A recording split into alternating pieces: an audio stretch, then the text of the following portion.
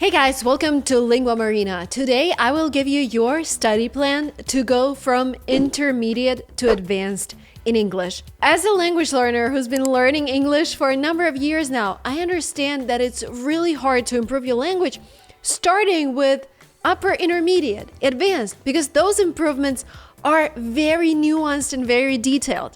Let me give you an example. When you just start learning a language, you start with basic phrases and it takes you a few weeks and then you can actually interact in language. You've learned 100 words and it seems like a lot of progress. But what if you're intermediate and you already know, say, 1,000 words in English? Adding 50 more words doesn't seem like a huge improvement. And this is where your motivation starts disappearing because we constantly need this dopamine.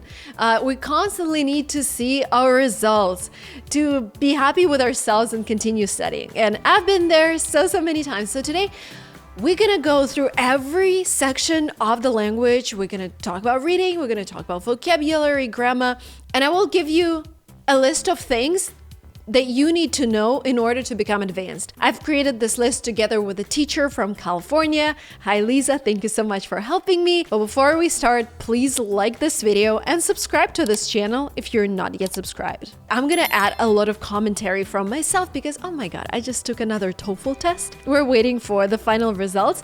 But despite living in the US for 10 years, I still think that TOEFL is a very, very intense test. Now, without further ado, we're gonna transition to your vocabulary. And when I say that it gets harder and harder to get to the next level when you're closer to the top, I am not making this up. Let's look at the table that shows the number of learning hours you need to achieve each level from the level below. So for example, if you're at B1 now, you will need at least 180 hours to become B2. But if you're at C1 level and you want to become C2, almost a native speaker, you need at least 300 hours. And at this level, we're talking accent. We're talking pronunciation of the most advanced words. If we convert that into weeks, you need at least 40 weeks to get from B1 to B2, but you need at least 75 weeks to go from C1 to C2. And this is where I tell you, brace yourself. Because yes, it's gonna get harder. At my level, for example, C1, C2, I am working with academic vocabulary. I'm working with idioms that are not used in our everyday lives. I'm working with those tiny details, and there are so many of those. Okay, now that you understand that this transition is gonna require some work, now you're ready. Now let's talk about things that you actually need to become advanced.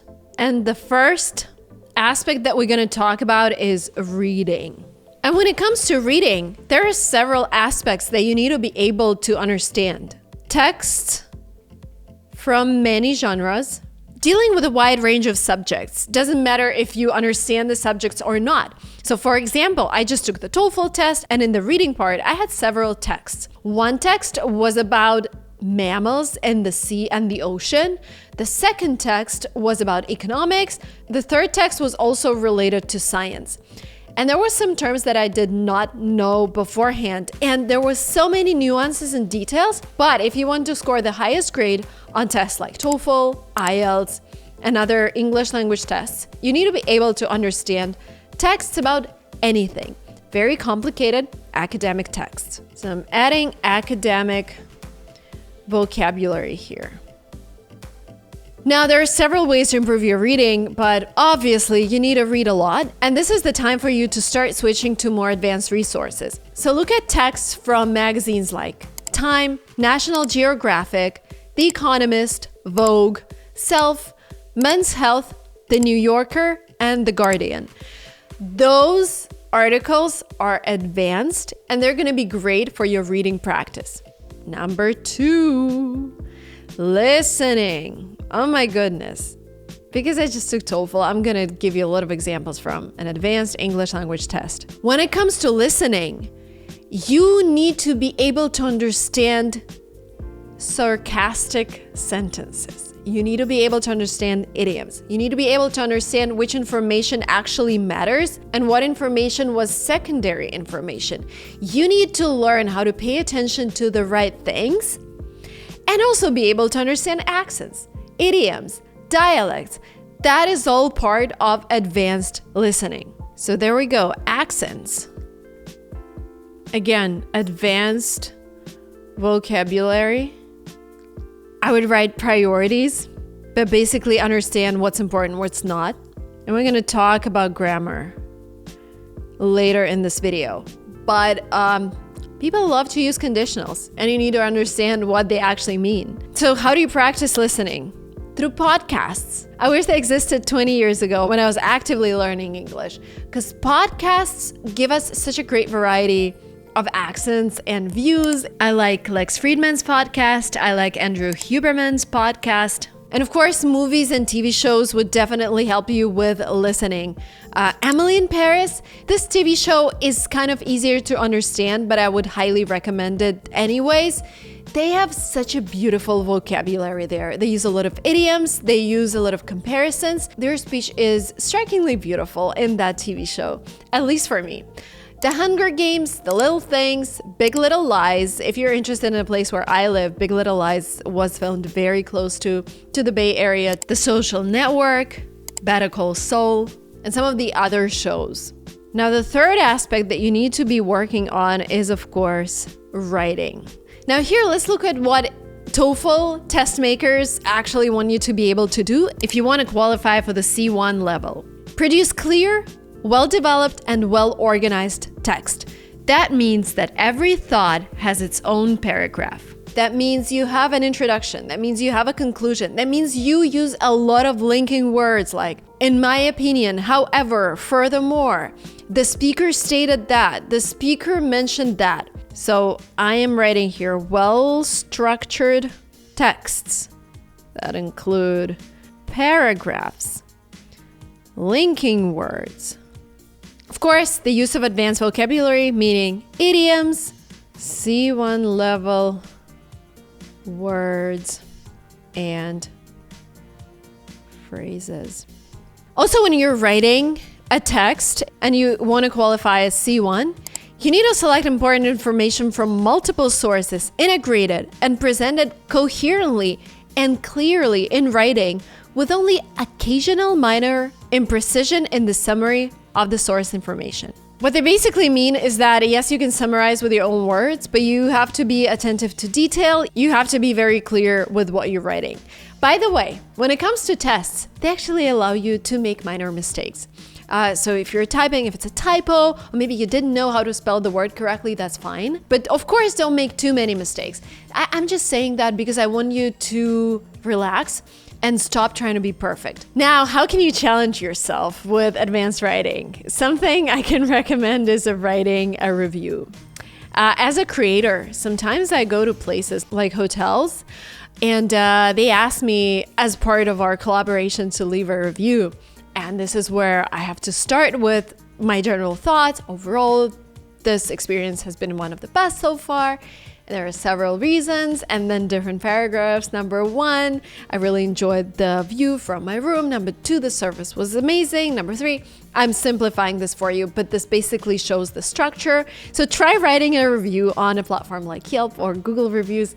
That's gonna help you. That's gonna help you practice that advanced writing. And of course, if you have any tests coming up, the best way to practice, the best way to get ready for the test is to go and take the mock test and see what's going on. Another way to practice all of your skills, especially listening, is to take an English language course. And the course that we've developed at LinguaTrip is called From Intermediate to Advanced. And when our teachers were working on it, they were paying extra attention to this plateau effect, when you're already intermediate but you can't see any growth. And because the teachers in that course are native speakers or non-native speakers whose accent is almost perfect, you will get exposure to a variety of teachers, thus practice your listening.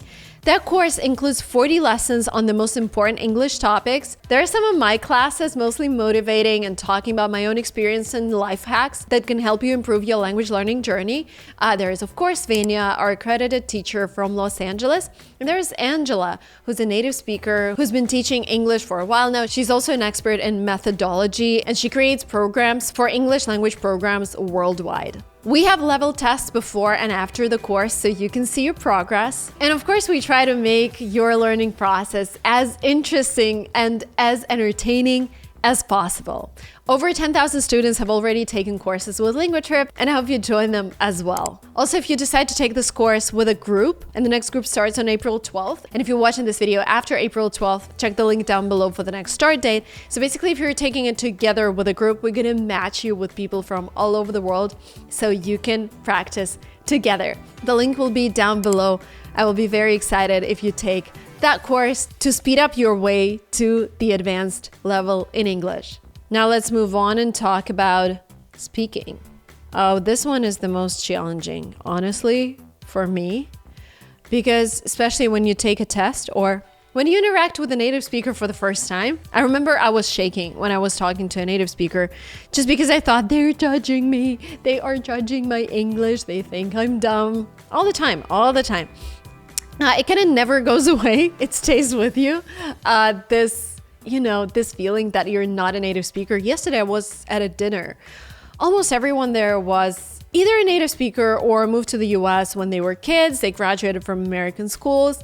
And sometimes there are things that they discuss that I don't understand just because I'm not part of that culture. I only immigrated when I was 25. I was basically born and raised in a different country, but at the same time, I realized how inclusive the American society is. And if you're doing something interesting, people are willing to interact with you. So this fear never goes away, but it gets better. So when it comes to speaking, you guys are actually lucky. You have AI these days and you can totally talk with AI. Well, for example, the paid version of ChatGPT allows you to interact with it in English. There are other different websites like SpeechAce or speakandimprove.com that you can use to practice English. I'm going to leave all the links below. Now here, basically my advice will be practice. And the other thing as a non-native speaker, try incorporating new words as soon as you can. So you've learned something, like it happens to me all the time. I learned something and I'm like, okay, great word. And I forget about it.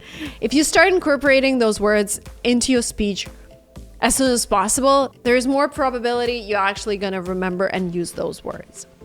Now let's talk about my favorite. People are always like, Marina, but how many words do I know to be advanced in English? Now there you go. The Common European Framework of Reference states that B1 requires 2,000 to 3,000 words. At advanced level, you need 5,000 to 6,000 words. How does that sound? Sounds overwhelming. I agree. There is nothing you can really do except just learn those words. So there is actually a test that you can take. If you go to lextutor.com, they have a test for 2,000 level, 3,000 level, 5,000 level. Of course, they're not gonna ask you all of those words, but they took some of the brightest examples from the category and you're gonna be able to just test yourself. They also have a university word list and they have a 10,000 level word list. Just go ahead, take that test and see how you feel. Of course, it's an estimate. Of course, it's not 100% accurate, but I feel like it's a cool place to start. They have all kinds of different tests on their website. I like it a lot. Go to lextutor.ca, check them out. Now, what are the other traits of advanced English language students' vocabulary? Advanced word combinations like a surge of anger, heavy rain, volcanic eruption, advanced synonyms. Let's look at the example. I think it was my second year in uni when I finally learned how to be a good student. I think it was in my second year in uni when I finally got the hang of being a student. Oh, that's a nice expression. Cambridge Dictionary, British, by the way, says that that's a C1 phrase. Or instead of saying, do you still want to play tennis tonight? You can say, are we still on for tonight? Now, those words and phrases are the advanced level. In our intermediate to advanced course, we pay a lot of attention to such words and phrases. Okay, now let's talk about grammar. I know. Some people are like, but Marina, can I just learn 3 tenses? That's it. Nah, when you come to the US, people use all kinds of tenses, all kinds of structures, and if you don't understand their meaning, sometimes you can get confused. And I'm sorry, the lighting is kind of weird today. it is really windy, so clouds come and go, and sometimes the sun is shining brightly in my studio, but then the next second it's gone and it's all gray. But yeah, the reality of living in California. Of course, when you are an advanced English language learner, you know all the 12 tenses. We're not going to talk about that. What we're going to talk about are those nuanced details, like inversion. You need to understand how to use it and what it means. Here comes the trouble. See, inversion in the word order is used to highlight our emotions. The action comes first, and who or what does the action comes second. Not only did Sheldon save my life, he didn't rat me out to the landlord or the police, Homeland Security. Conditionals. Not only your regular conditionals, but also mixed conditionals.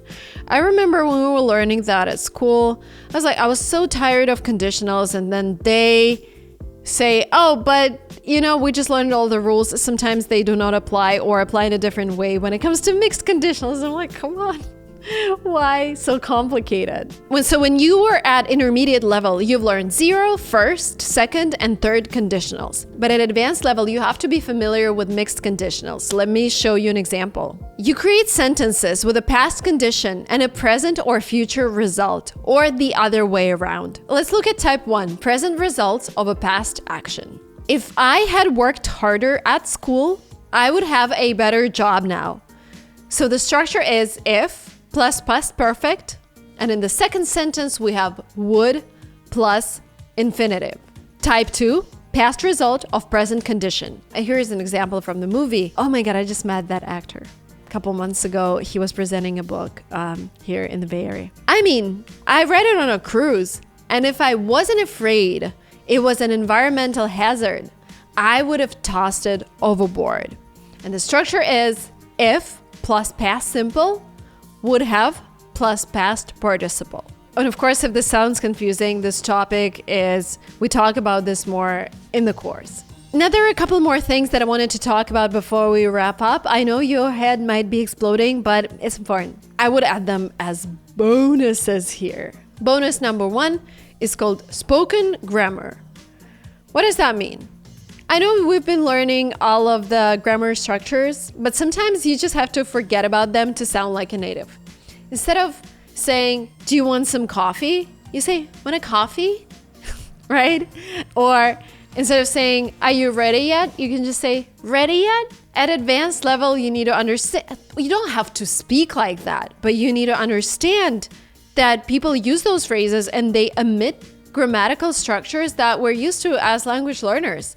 And yes, if you want to sound more native, then start using them as well. And another bonus is cleft sentences. An example of a cleft sentence is, what I really like is chocolate. So they're all about giving extra emphasis on something that you want to highlight in the sentence. Let's look at another example. Sharon's car got broken into yesterday, didn't it? No, it was Nina's car that got broken into. So we're highlighting whose car was broken into. Okay, guys, I feel like there is too much for a YouTube video. I'm gonna stop right here. Of course, this is not the whole list of things you need to know in order to become advanced, but this is a general list of things. And of course, the language is very nuanced. There are a lot of things that you're gonna learn. But all I want you to understand is that every level gets more and more complicated. And in a nutshell, what you need to start doing is immerse yourself into language as much as possible by watching shows, read extensively, listen to authentic English, write emails, reviews, reports, whatever. Practice speaking and receiving feedback on your speech. Expand vocabulary and master those grammar nuances. Thank you guys so much for watching this video up to the very end. I am very happy to see you as part of this community. Please subscribe to this channel and I'll see you very soon in my next videos. Bye!